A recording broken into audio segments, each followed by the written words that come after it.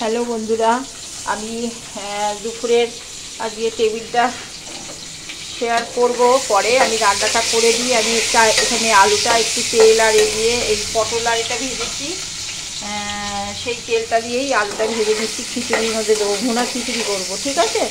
তো ভুনা খিচুড়ির জন্য আমি চাল, গোবিন্দভোগ চাল আর মুগ ডাল ধুয়ে রেখেছি এইরকম এক বাটি করে।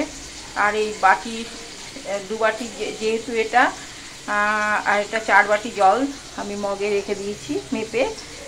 আর এর মধ্যে মশলা আছে হলুদ, হিং, আর এখানে হচ্ছে কাশ্মীরি লঙ্কা, এমনি লঙ্কা, কসুরি মেথি, আমি এটা সব কিছুতেই দিই, নুন, গরম মশলা, জিরে গুঁড়ো।